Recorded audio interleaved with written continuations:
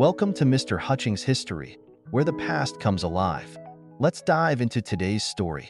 When we think about the civil rights movement, what usually comes to mind, like most people, I picture those powerful marches, the inspiring speeches, the fight for voting rights. Right, the 60s especially. Exactly.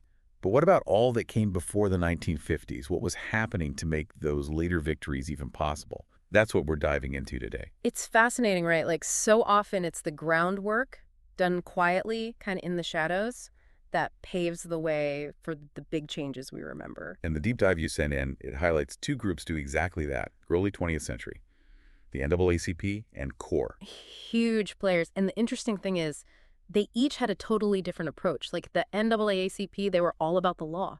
Meticulous, dismantling discriminatory laws case by case. Legal eagles. Right. And they had that huge win in 1915, Guinn v. United States, right? Yeah. The whole grandfather clause thing, that's just messed up. Oh, absolutely. It was blatant voter suppression, disenfranchising black voters. Imagine, you can't vote because your grandfather couldn't, even though you were born long after slavery ended. Like inheriting an unfair disadvantage just based on your family tree. Wild. Exactly. So the Supreme Court striking that down, that was monumental. Sent a message. These sneaky attempts to rig the system, not gonna fly. Okay, so that's a win in court. Yeah. But did that automatically change things for people in their daily life? Sadly, no. And that's key here. Legal victories were essential, but making those changes real, on the ground, in every town, much longer fight. More complex, too. Like winning a battle, but not the whole war. Exactly. The NAACP, they were fighting on multiple fronts. Schools, transportation, housing, you name it, challenging segregation everywhere. And they knew, real change. It's not just laws, it's hearts and minds, too. And they were also gathering hard evidence of the horrors people faced, like lynching. That's horrifying, no other word for it. And the sheer number of cases they documented is staggering. Between 1882 and 1968, over 4,000. Each one a life lost, a family shattered, a community living in fear. Just awful. It's a bleak reminder of how brutal things were back then. And a testament to the NAACP's strategy. They knew, to fight, they had to expose this, make the nation confront its racism. Which brings us to CORE, the other group from the deep dive. Now, they were all about action, right? Big time. Inspired by Gandhi, which I gotta say, threw me for a loop. It's such an interesting connection, right? CORE saw the power of Gandhi's Satyagraha movement, that idea of truth and resilience. Not just resisting oppression, but actively confronting it with courage and compassion without violence. Okay, I get that, but what did that actually look like? Paint me a picture of a CORE action. All right, picture Chicago, 1943.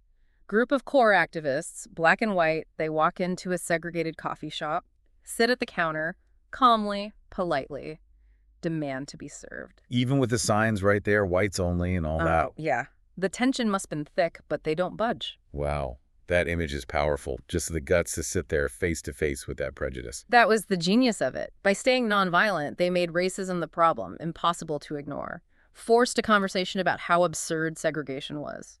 And the deep dive mentioned CORE was mostly up north, which is interesting because, you think segregation, you think the South, Jim Crow, all that. Right, common thought. And while the South had it legal, the North, their racism was sneakier, less obvious. So not the blatant whites-only signs, but still there, just baked into how things worked. Exactly. And CORE, they exposed that. Challenged the idea that simply not having those laws meant equality existed. They were pushing for a deeper understanding, right? Equality can't just be skin deep, gotta go beyond just words on paper. Right, like intentions are nice, but what's the reality on the ground? Exactly. And then World War II kicks off. Huge impact on the fight back home. Oh, for sure. The podcast made that point really clear. Black soldiers fighting for freedom overseas and coming back to this, to the same old mess. It was a stark contrast, wasn't it? Imagine risking your life for a country that doesn't even give you basic respect. That fueled the fire, no doubt. People were ready for change. Yeah, both the NAACP and CORE, their membership surged after the war. Had to be that pent-up energy. Everyone's like, enough is enough. Absolutely. Black Americans, especially those who'd seen a less segregated world overseas, they weren't going to just quietly accept things anymore. That energy was everywhere. You'd think post-war, that'd be the turning point, right? All this momentum.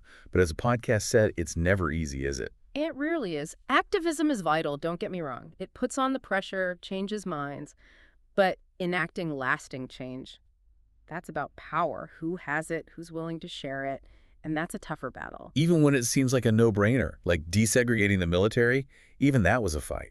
It was. Though, gotta give Truman credit, he did sign that order in 48. But what most folks don't know, he wanted to do way more. No kidding, he hit a wall or something. He did. Big-time pushback, especially from those Southern Democrats in Congress. Figures. They were not about to give up their power so easily, huh? Exactly. Truman had a whole civil rights agenda. Anti-lynching laws, voting rights protections, equal job opportunities. He saw desegregating the military as one step towards a much bigger goal.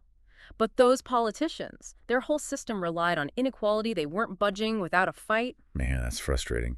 One step forward, two steps back, constantly. And while all that's going on in the courts, in D.C., don't forget the real danger people faced every day just for trying to vote, for speaking up. Right, the podcast talked about the KKK, all those hate groups, basically terrorizing people into silence. It was a reign of terror, no other way to put it. Groups like the KKK, they wanted to keep things unequal through fear.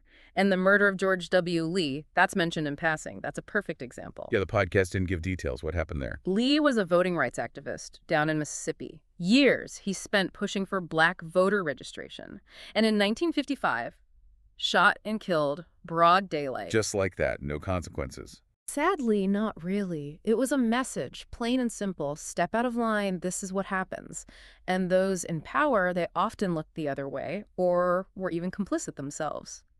Imagine the courage it took to keep fighting for your rights, knowing this could happen. It's just, man, it's hard to hear about. Knowing people face that just for wanting basic rights. It's heavy stuff, no doubt. Yeah. A reminder, this fight, it wasn't theoretical, it was people's lives on the line. And honestly, this whole podcast, this deep dive, it's more than just history, isn't it? Right. It's like understanding just how long and winding the road to progress is. The setbacks, the sacrifices, the sheer will it took to change things, even a little bit. Exactly. And it sounds like the NAACP, CORE, all those folks back then, they were laying the groundwork for the victories that came later, even if they didn't see the full impact themselves. Like building a house, right? Yeah. You need that strong foundation before you even think about walls, a roof, the whole shebang. Perfect analogy. They were laying those bricks one by one under incredible pressure, creating the base for everything that came after. So when we see those famous photos, you know, the Montgomery bus boycott, the March on Washington,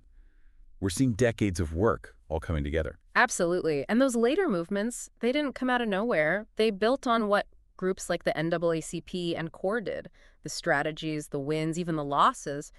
It all taught them, helped them adapt, never give up, even when it felt impossible. Makes you wonder, what are the slow changes happening now? The ones that'll seem huge looking back years from now. Big question, right? What issues are we fired up about? What injustices need fixing? Because change takes time. Sustained effort, speaking out, challenging the way things are, and never losing that hope. Powerful stuff. This deep dive, it's been, I don't know, inspiring and heartbreaking all at once. Yeah. But it does leave you with hope that change is possible, even if it's a long, messy road. As long as people keep fighting for what's right, speaking truth to power, pushing for that better world, there's always hope. And I said it better myself. And on that note, we'll leave you with that thought. Where do you see change happening? What role will you play in shaping the future? Thanks for joining us on this deep dive, everyone. Thanks for listening to Mr. Hutchings History. Keep exploring, and we'll see you next time.